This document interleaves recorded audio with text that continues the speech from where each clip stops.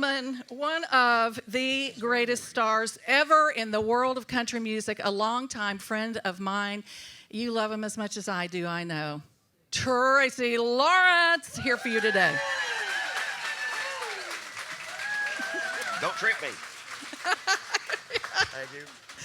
I wouldn't do that to you. It's good to see you. How are you cruising? How do you cruise on the cruise, Tracy? It's very laid back, you know. Can I tell on you? Yes. Just before you? Yes. First time, we were on the boat about 10 minutes, and he walks by with a strawberry daiquiri or something. Absolutely. You wasted no time, sir. I had my toe shoes on. I had my swim trunks on, my cut-off T-shirt. I was ready. Yeah. But my family and I cruise a lot. We do Norwegians, so we've been all over the Caribbean. We've done Hawaii. We've done the Mexican Riviera. We've done all kinds of stuff. And so we actually just went on one over New Year's with 6 families with about 20 of us. So we just got off a cruise the first of the year. So you love the cruising life. I just like being on the water, and Yeah. we've pretty much been to every island in the Caribbean. We vacation here a lot, so I like the water out here. It's nice, fish a lot here too. I'm going to tell these people, I hope that you realize that you are now looking at my competition. Yes, he's my competition. Tracy Lawrence has delved into the world of media, has his own radio show. Yes. Honky Tonkin' with Tracy Lawrence, nominated. So when we're nominated together, But Lon Helton always wins. do I vote for myself or do I vote for you? You vote for yourself. But Lon Helton always wins, so it doesn't matter. I know, exactly. Seriously, I hope you have heard his show. You are so good at this. I know you studied a little mass comm. I did, and we've talked about a college. lot of that stuff in the past. And you know, you and I've sat and chatted many times on your radio programs and stuff over the years. Yeah. It's always been something that I've been very comfortable with. I've always enjoyed it. You're right, but see, now you're on the other side of the mic where you're interviewing people. And seriously, I've always known you're a personable guy. You are fantastic as a host. You know, and it was interviewer. really, it was a huge transition, but you know, when you spend 30 years talking about yourself and answering questions, it's really difficult to change the way you approach it and engage the conversation and really have to carry the ball. And so when I first started, Joe Diffie was my first interview. Joe and I have been friends a long time, so Joe was very comfortable. My second one was Reba. Oh dear. And I was terrified. I don't think I slept all night. I was so worried that I was going to come across unprepared and stupid. But she's so gracious and she's such a pro. But I know it was just awful. It was awful. But I've gotten a lot better. But I think there's the couple that have been the most fun. Kenny Rogers was awesome. I love Kenny. And T.G. Shepard is a fascinating human being. Did you find out the stories about Elvis? Oh, absolutely. He was a great friends with fascinating guy. Elvis, and Elvis And helped ran him away start. from home when he was like 14 and ran away and lived in Memphis. And he's had like hits in rock and roll and R&B and stuff under different names. I mean, he's had hits under names other than T.G. Shepard. Wow. He's a fascinating guy. So what's the stupidest question you ever asked anybody? I mean, I've got a list of them that I've asked. I don't know if I've got done. I haven't identified it yet. it's... So what's your stupidest question? Oh, I'm not even telling. I am not even telling you because we had to edit that thing out. I have a great producer that takes care of all of that. Oh my goodness! And you're still you're on the Dustin Lynch Justin tour. Moore. Justin Moore. Oh, Dustin Moore. I'm sorry, Justin Moore. the Dustin Moore tour. Yes. We kicked off last weekend. Let's see, we were in Tampa this past Friday night before we got on the boat. But the weekend before, we had kicked off in Dodge City, Kansas. We did rehearsals for 3 days. Kansas folks out there, Woohoo! Go Chiefs, baby! Come on, Kansas City. So we did 3 days of rehearsal, getting the screens and the lighting and everything synced up and doing our rehearsals and stuff. And we had our first show. Great, turned out great. And then that freeze came through, and we had to cancel South and North Dakota. So we had one show to kick the tour off. So we get back after it this next weekend when I get back. And listen, you are such great friends with all these young guns coming up. Speaking of Dustin Lynch and Luke Combs. This guy did the greatest record a couple of years. It was about 2017, wasn't it? Yes. And all these guys came on with you on this record, and I reimagined and re-recorded some of your all-time greatest hits. That must have been a blast. It really was, and the fascinating thing for me is, you know, you spend 25 plus years in the business, and you kind of get a little detached. And sitting in there, you know, you get Chris Young came in, McGraw sang on the record, and we've been friends forever. And John, big Kenny and John Rich came and sang. Jason But Aldean.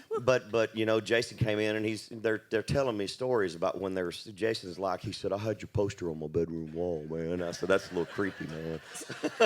It's a little weird for a dude. Jason Aldean It's a little weird, man. has. So, but to hear the stories from those guys and how much my music influenced them and what an impact I had on their lives, it was very humbling for me because you know, as somebody that's been in this business for a long time making music like we've done, it impacts me because it means a lot to me because it lets me know that my music will perpetuate on long after I'm gone. I mean, that's a great thing about it. So you got a great wife, you have a great family. What are you like behind the scenes as a family man? You know, I go to the dump on Mondays. I do the grocery shopping usually when I get home. I'm primary chief cook and bottle washer. I don't do the laundry. Every now and then I will, but we have 7 dogs. I have I do the vet stuff. I go to the groomer. I'm the guy that takes care of all that stuff. You cook. I'm a great cook. I happen to know that because he's been on my cooking show a couple of times. So I'm extremely versatile. So I've got a vegetarian in the family now. My oldest daughter, she's in her first year of college, so she's decided just since she has been home over the holidays after Christmas, after we had turkey and dressing, she's decided that she's a vegetarian now. So I'm learning to stir fry a lot. I'm studying up on tofu. I'm trying to broaden my scope about how I prepare things. So Are you still doing the same thing that I do? Do you constantly watch when you're home the Food Network? I love the Food Network. Oh dear. I love the Food Network. I'm addicted to it. So what And show do you watch? The Instant Pot is the most amazing thing.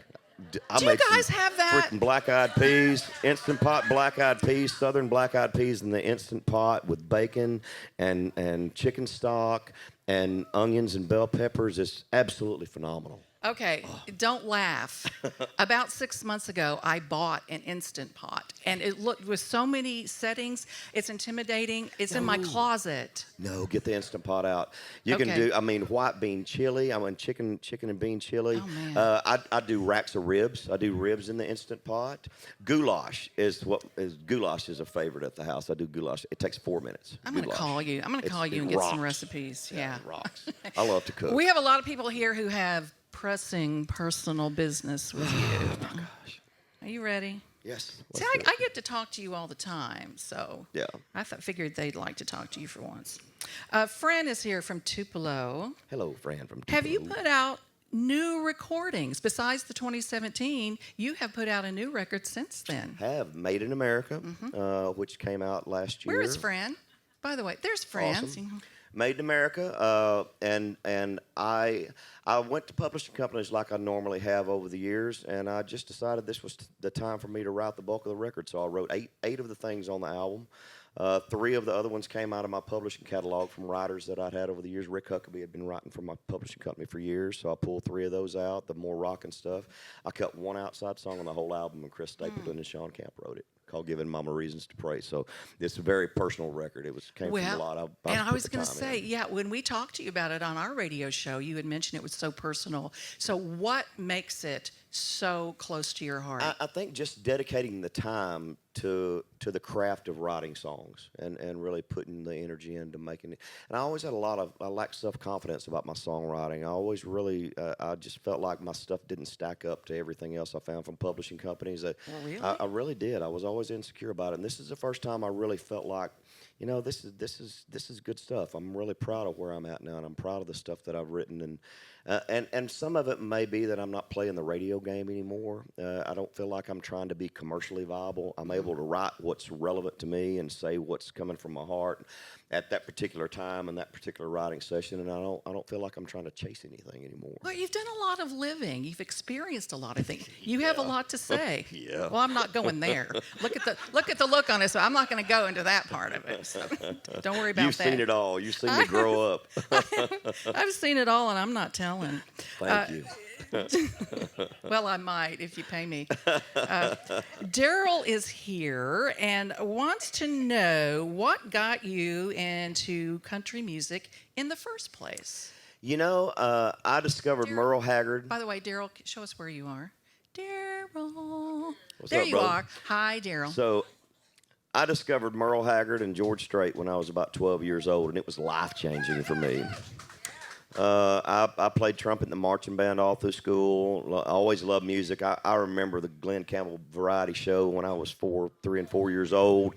So country music was a part of my life. But about 12 years old, I realized that, hey, I can actually sing. You know, I've got a voice, and gravitated to those baritone singers. They really inspired me.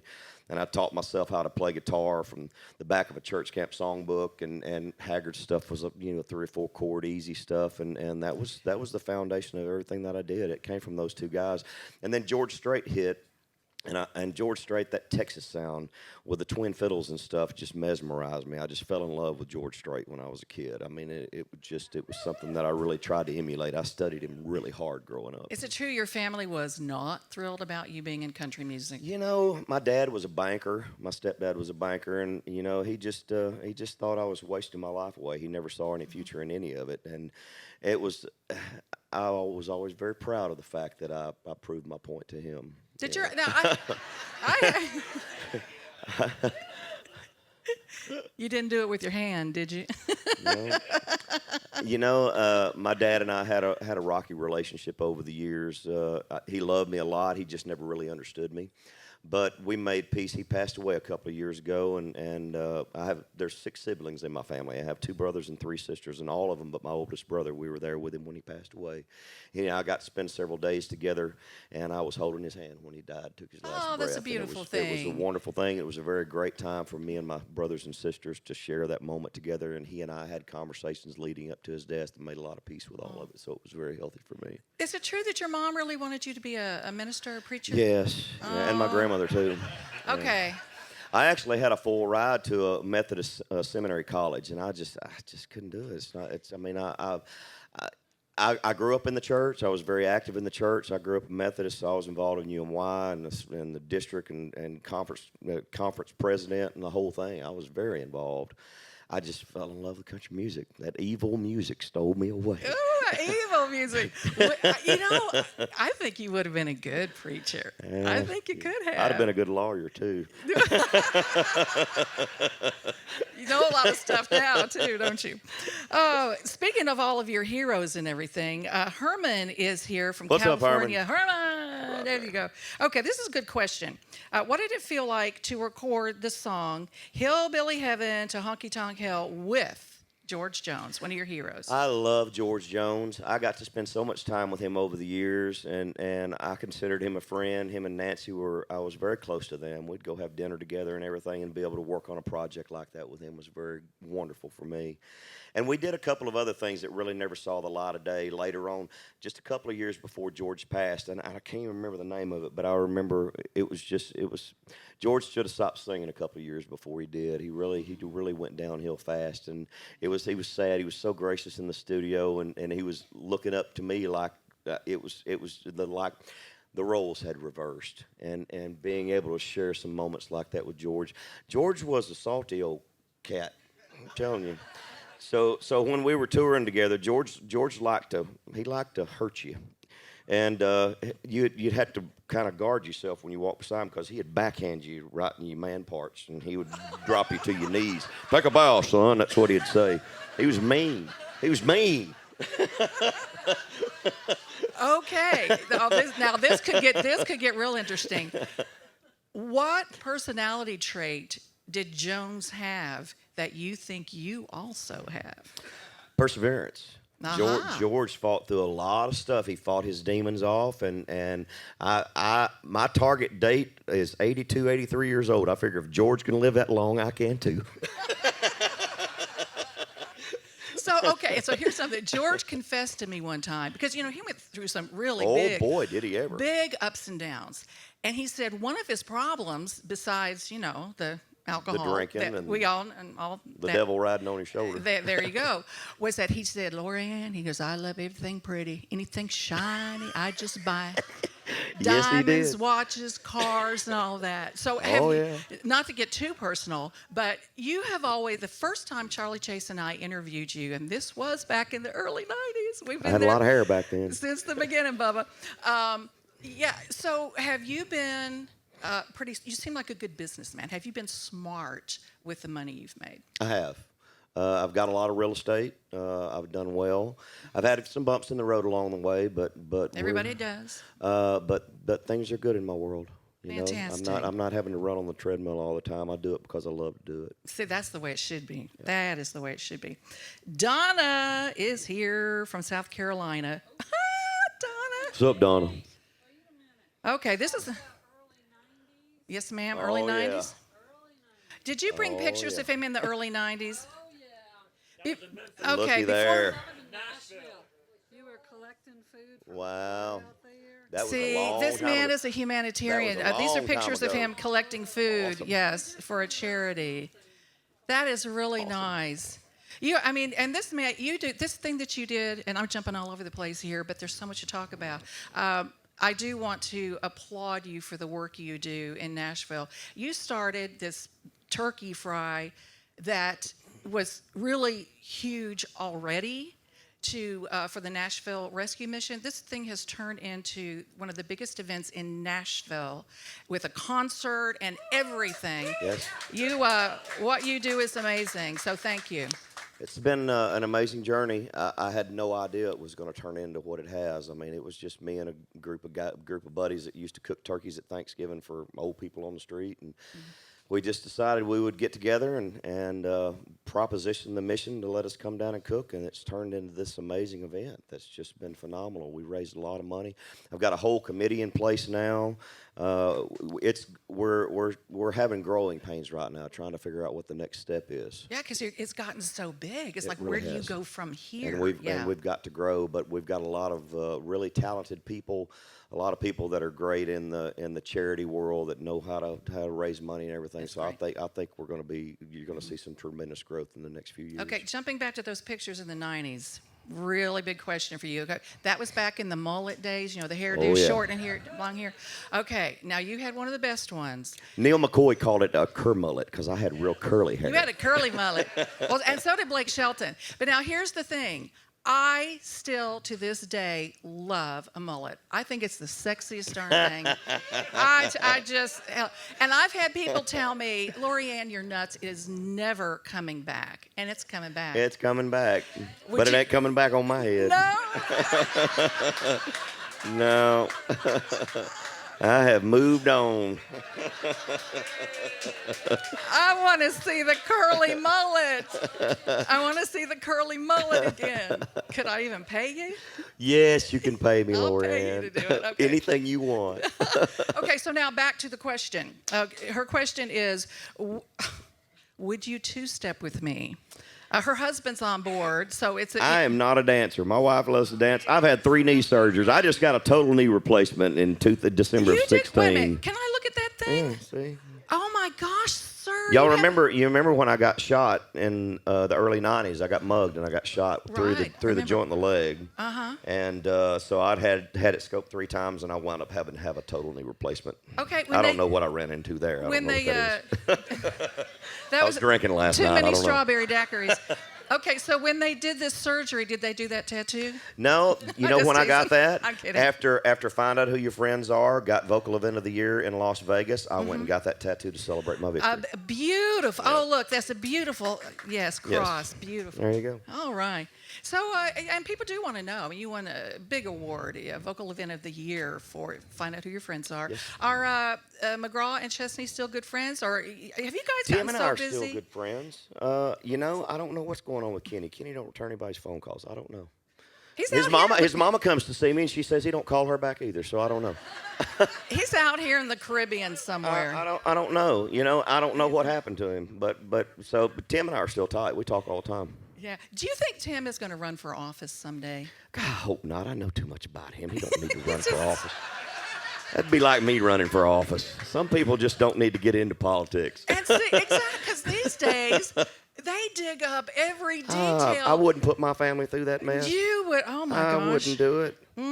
You'd have to be crazy. Yes, you would. This is really interesting. Lee wants to know, and Lee, you can pop up and tell us. Wants What's to up, know, Lee? what's your least favorite part of being a celebrity? Where's Lee who asked that question? You Oh, know, thank you. Okay. I don't know if I have a least favorite part anymore. It used to be the isolation of not being able to go out. But, I mean, as I've gotten on the backside of radio success where I've kind of settled into it more, I go to the grocery store, I do my thing, I know everybody in town. I don't feel like there's really any drawback at all to any of it. I enjoy life. I mean, I love people. I mean, I know where my burnout points are. I schedule my breaks scattered through the year when I know I'm going to get burnt out and tired. But other than that, I just roll through it. You know, this guy needs to counsel some of the new stars coming up because, I mean, and I know times have changed, things are different. The way you become a star and get a record deal is vastly different. But I worry about some of these young stars. They are freaking out. There are some people who go, I don't know if I should do an album. I don't know if I should just do singles because albums aren't selling anymore. I mean, it is just they on that treadmill you're talking about. It's awful, and I don't know. I'm glad I came through when I did. I enjoyed my time being in the spotlight, and I love that I've got a body of work that I can work off of for the rest of my life. You know, it's like T. Graham and Johnny Lee and these guys. I look up to them. Being able to have a body of work back in the day in the early '90s when we were making records, I was getting 4 singles a year, so I was doing an album a year for several years. So when you're able to do that, you're able to amass that catalog that you can work off for forever. Nowadays, I mean, my last hit was on the chart for like 43 weeks. So nowadays, you can spend 5 years making records, and the next thing you know, they spent so much money on you, these kids are going to come out of it broke with not a dime and not have the catalog to be able to work off of. You're not going to see the longevity with a lot of the stars like we used to have. It's going to be difficult. I know some of these new people that have had a couple of #1 records, and they aren't making a dime yet. Nope. Not a dime yet. Nope. Let's see here. Is it Allie Holmes from New Jersey? Hi. Hello, okay. Allie. This is good. Tracy, which one of your songs do you enjoy singing the most and why? I've got a few for different reasons. Sticks and Stones will always be one of my babies because it was my first one. It changed my life. First #1. My first #1. Time Marches On to me is the best written song that I've ever had. I mean, it just covers multiple generations. I'm just the craftsmanship of it. I loved. Pay Me a Birmingham was not a #1 record, but it was a massive hit. The one I enjoy singing the most, just for the pure love of the vocal exercise of it, is I See It Now. I think it's a beautiful, absolute beautiful record. Yeah. Your list of hits is so incredible. I've been blessed. I mean, I could just, I put it on a loop and just let it roll, baby. And Allie, this is another great question. I just wonder if you're going to answer it. Uh-oh. Is there something that you would like your fans to know about you that you have never revealed before? You know, you and I have you've interviewed me a lot of times over the years. I'm 30 years. I'm a talker. I don't 30 years. really hide anything. That's out there. Yeah. I mean, I don't know what it would be. I cook a lot. I clean up a lot of dog pee in the house. He's got an Instant Pot. I have an Instant Pot, yeah. I do my own hair. I didn't know you shaved your head. Yeah, I shave my head. I told you the mullet is gone, baby. It is gone. It ain't coming back. Gone. He has so many groovy hats. Okay, so I got no haggard on my head. What else? Come on. So this is something I didn't even know about you. You didn't even notice. You didn't even look at me. See, you just went right by. I just looked right over. No, you have so many groovy hats. I never noticed. Yeah. So how long have you been shaving your head?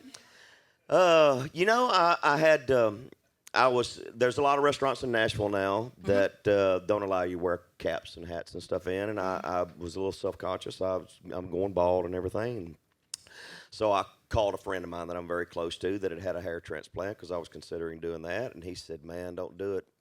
He said, it's the worst mistake I've ever made. He said, I wish I'd never done it. It's the first thing I think about in the morning, last thing I think about at night. It's a total ball and chain. And I said, you know what? The best thing I can do is shave my head and get over it. Quit. Instead of spending 40 grand on something that I got kids going to college. It's like I wear a hat all the time anyway. Just get over it. So I did. Okay. As sexy as a mullet is, I like a bald guy. Don't you? Yeah. My mama hates it. Does she? Hates it. Okay, but look, Hates it. tell her to do this. She needs to buy you. Have you seen on TV the commercial of that cap you put on? That It's cap's got about those lights. $1,000. And I it's can got look- those lights in it that grows your hair. That blackjack table needs my money more than that cap does. Oh, And it will get it before the trip is over, I'm sure of it. how good are you at blackjack? I'm a good blackjack player. You I'm a good are? card player. Yeah, What's the most you've ever won? $4,000. Yeah, $4,000? a lot. I don't gamble as much as I used to. I used to play Texas Hold'em a lot. We still play on the bus from time to time, but I don't. I play casinos all the time. You know, I gamble more on cruise ships than I do anywhere else because I like the outlet, but I don't gamble all the time anymore. Okay, here's another very personal question. Uh-oh. And it has to do with Charlie Pride and his wife, Yes. Rosine. Yes. Rosine, I know a lot of you were on the ship when Pride was here. Did you all see Rosine at the blackjack table? Okay, she is a very buxom, well-endowed woman. And she will get a wad of bills from Pride, and it goes right here. And she sits there at that table and leaning all that over onto the table and just pulling out that money like this. So where do you stick yours?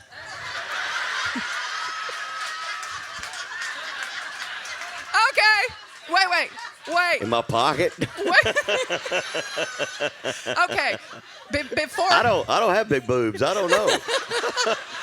I don't have a man's ear on yet. Okay. I think I just answered the question that Tracy asked me at the beginning. What is the stupid? Oh my. Oh my. Did I really say that? Where do you stick yours? Oh my. Oh, you're killing me. If that was Larry Gatlin, we would have gotten a whole different answer. Oh my gosh. Okay. I love Larry Gatlin. He's a piece of work. Isn't he a piece of I work? love him. But let me tell you something about him. He is, and I know you've talked to him as much as I do, he's very philosophical. He studies 17th century philosophers. And we were talking about this on the plane from Nashville, and he is actually sending me writings from Pascal and Descartes onto my phone. And then the next day he says, "Did you read it?" And he gives me a quiz on it. I like Plato and Socrates. I like philosophy. Those See? are my favorite subjects in college. I like philosophy. These guys are deep thinkers. It gives you song ideas. It, and things like- absolutely. It does. It gives you rhyming patterns. I mean, philosophy is, and the great thing about philosophy, one of the things that always fascinated me I haven't delved into it before, is just going back and realizing they were contemplating the meaning of words. You know, when they would sit down, they would gather up in the little city square or wherever and they would debate on what the meaning of things were. I mean, we take so much stuff for granted now. You can Google anything; and it'll tell you the definition of what's going on. They were intellectually debating those topics and things back then. Well, and isn't that what country music does? Don't you find that these songs and the lyrics and the way these guys write and sing, we are still contemplating, why are we here? Absolutely. What do our experiences mean and our relationships? And that, to me, is the beauty of what country music is, and what makes it so much better than other things. It's not just about a beat. It's life lessons. Listen to Chris Christopherson talk about what comes out of his soul and why he writes things. Being able to paint pictures with words is an amazing thing, and being able to sit down and craft a song with nothing but an idea and massage that thing and be able to bring it to life when you're done with it and say, "Oh, that's really good." That's a very gratifying feeling to me as a songwriter. Being the deep thinker that you are, because I mean, I'm not a singer, so I don't really have this lasting artistic legacy to even think about or worry about. But somebody like you, do you even think about that 100 years from now? People that you have never even met will be listening to what you wrote from your heart and your soul. It perpetuates on, and hopefully people will be inspired by that music for a long time. I mean, we're still listening to Hank Williams Sr. and we're still listening to all the folks that came before us. We're still inspired by the outlaw era of Waylon and Willie and Haggard and all, and Cash and all those guys in that era. I mean, so my generation from the 90s, I think it was a huge era of country music that will be remembered for a long time. I think we left a great mark. I thought it was an awesome time. This guy needs to write a book. This guy needs to write a book. Okay, so let's get real philosophical here. Come on. Don't you hate it when I pose a question like that? No, I love it. Karen is here from Tampa. Hello, Karen from Tampa. Oh, she's diving deep. I wasn't brave enough to ask this, so I'm glad you did. She says, as I recall, when you first came out, this is in the 90s, early 90s, you were a bit of a rebel. Have you changed? And for the record, she wants you to know she loved you then, she loves you now. I have changed a lot. I've Okay, mellowed Mr. as I've Rebel. gotten Yeah, older. you've been in the news a lot. I was a wild boy. I liked girls a lot. Yes. Well, now look, first number one hit, you were 24? 23. 23 or 24 around there. So that's kind of young to be Oh, it Mr. was. Mr. Superstar. All of a sudden, my life changed, and I had a great time. I enjoyed life. But my wife and I just celebrated our 20th anniversary. We've got 2 beautiful kids together. And she's a wonderful, God-fearing, spiritual woman. So I've been very blessed. And Well- yes, I have changed a lot. Well, we are blessed to have you here today, just finding out where you stick it and how you I had to do it one more time. And I'm Put so that one sorry. on the list. That one's top of the list, and it's just gonna be so much fun to be with you and hear you sing and perform. And Thank you. God bless you for all you do for country music and for charities and for everything and everyone in the world. Mr. Tracy Lawrence.